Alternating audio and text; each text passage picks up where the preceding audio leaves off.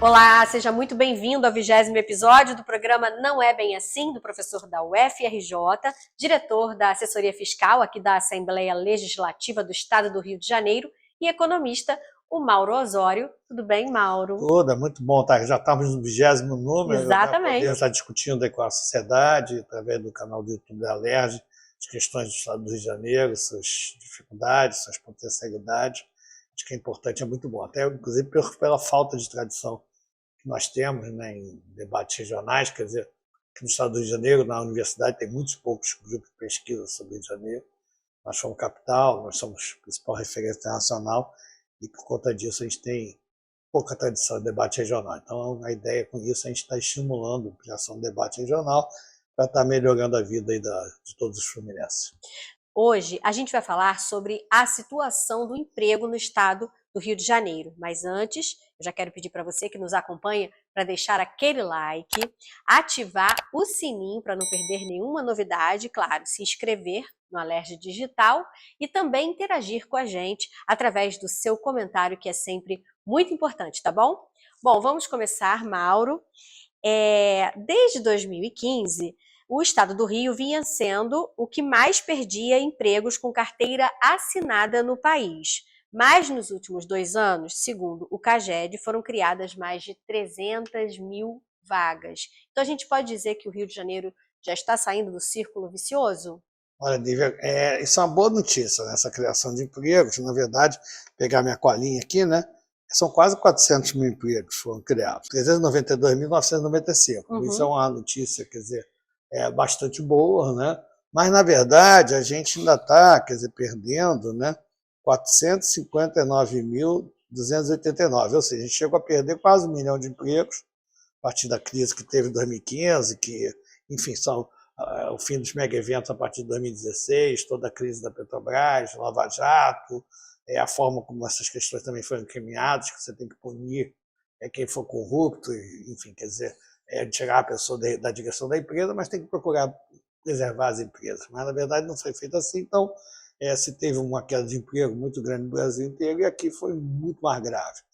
Tanto que mesmo com esses quase 400 mil empregos criados, enquanto no Brasil já se criou, não é pouco, mas se criou quase 2 milhões de empregos entre 2015 e 2022, nós no Rio ainda estamos perdendo 459.289 empregos. Né? Então, ainda temos muita coisa para recuperar. Além do que, se a gente olhar em termos percentuais, nós ainda estamos entre as 27 unidades federativas, são todos os estados mais o Distrito Federal, nós estamos na 25ª posição.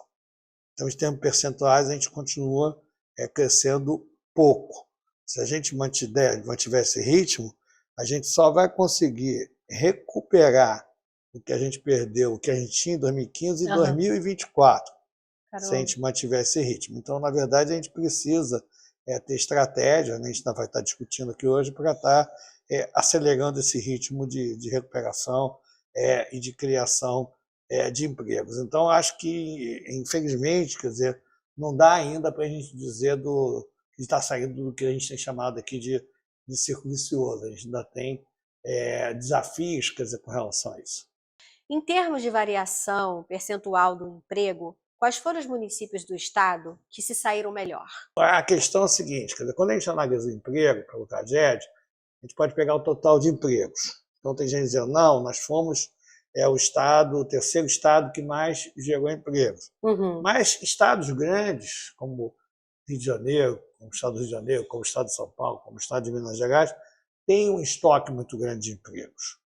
Então não dá para comparar o Rio de Janeiro com o Amapá, com Acre, com Sergipe, com Alagoas, porque a gente parte de um estoque muito maior. Então, sim, mesmo tendo gerado mais de quase 400 mil empregos, a gente ainda está com uma perda de mais de 500 mil empregos.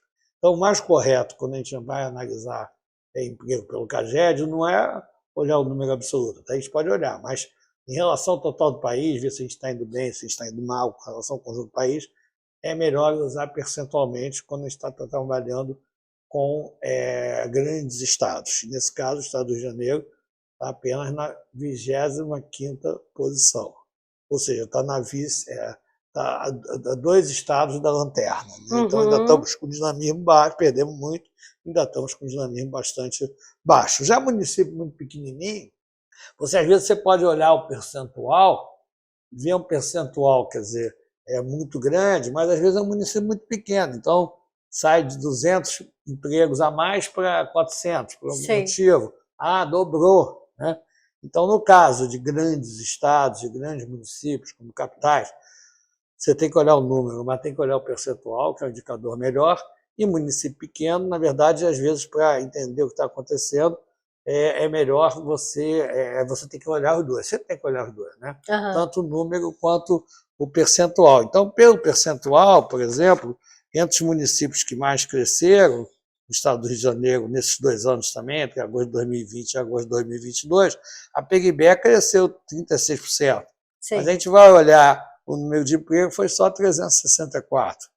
No conjunto, o estado do Rio de Janeiro gerou quase 400 mil. Então, se você, dependendo da base, né, tá certo? Quer dizer, qualquer variação é muito importante. Engenheiro de Paulo de Fronten cresceu 46,7%, quase 50% de crescimento nesses 2 anos, mas aumentou só 383 empregos, que na cidade do Rio de Janeiro não faz nem cosquinha, né? Então, quer dizer, ou seja, para a gente fazer uma análise, quer dizer, adequada e, pelo menos, aguizada e mais cuidadosa da questão do emprego, a gente tem que estar olhando tanto a variação percentual quanto o número absoluto. O que eu estou querendo dizer é o seguinte, quer dizer, geramos quase 400 mil empregos, é fato. Somos o terceiro, é fato. Mas, percentualmente, ainda estamos lá nas últimas posições, né? Se fosse Campeonato Brasileiro, a gente passaria para a 2ª divisão. Né? Isso não é bom, né? Que passam os 4 últimos. Então, ainda não tem o que comemorar, quer dizer, e a gente precisa ver como sai desse círculo vicioso. Outra fonte de dados, né, sobre empregos, tanto formal quanto informal, a gente tem a PNAD do IBGE. Como é que está o estado do Rio nesse indicador? No caso da PNAD, o dado é trimestral. Então, se a gente pegar o terceiro trimestre de 2020, comparar com o terceiro, naquele caso a gente estava comparando agosto com agosto, porque agosto de 2022 é o último mês com dado disponível. Aqui o último dado disponível é o dado do segundo trimestre de 2022. Comparando os dados do terceiro trimestre de 2020 com o segundo trimestre de 2022, a gente vê que o estado do Rio de Janeiro está com a taxa de desemprego maior do que a do Brasil, ou seja, continua com a taxa de desemprego mais alta que a brasileira, 12,6%, e no Brasil 9,3%. E a gente também teve, a taxa de desemprego ainda estava maior, porque os últimos 2 anos, eu te falei, no Brasil geraram quase 2 milhões de empregos, então a nossa taxa de desemprego cai 34,7%, mas no país 37,5%, ou seja, na verdade o Brasil ele melhora mais essa taxa de desemprego do que a gente.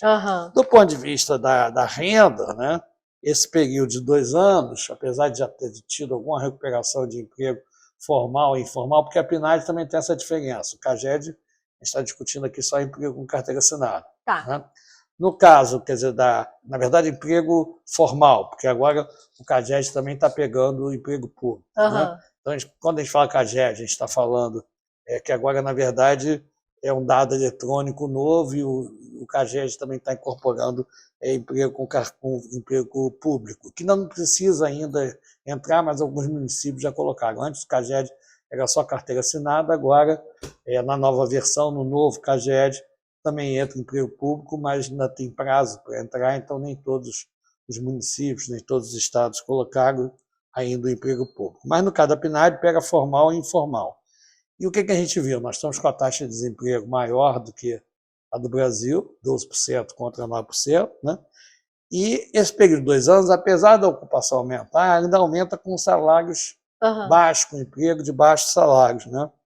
E ainda cai, quer dizer, nesse período de 2020 para 2022, no caso do estado do Rio de Janeiro, caiu 14% o salário médio, de 3.696 para 3.174, e no Brasil caiu 12%. Ou seja, a gente continua tendo uma taxa de desemprego, quer dizer, maior, continua tendo uma velocidade de geração de emprego menor, e temos um salário médio também que caiu mais do que a média brasileira. Ou seja, continua, infelizmente, havendo uma crise específica no estado do Rio de Janeiro.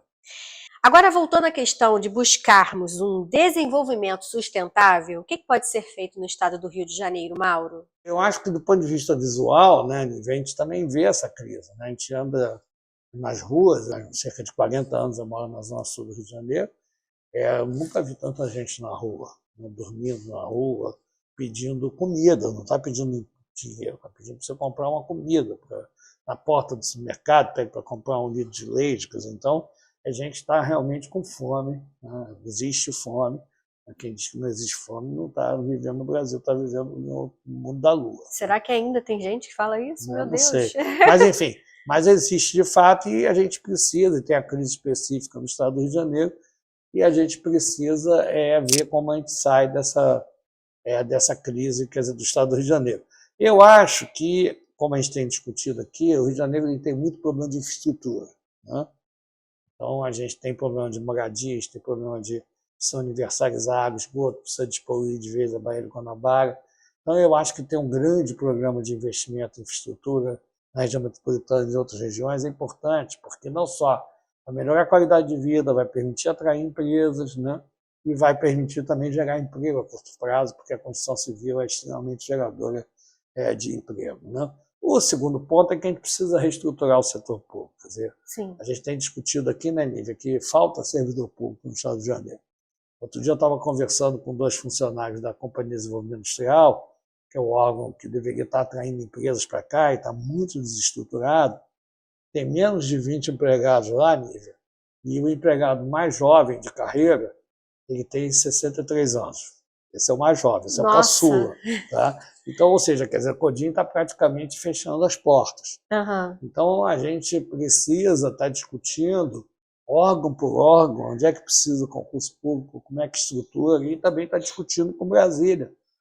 Porque pelo acordo de recuperação fiscal, você só pode fazer concurso público para repor vagas de pessoas que vão se aposentando, e aí você vai repondo. Mas existem órgãos, como esse exemplo da Codin, né, que praticamente não tem funcionário. Secretaria de Assistência Social, como a gente já falou aqui, não tem um único assistente social de carreira.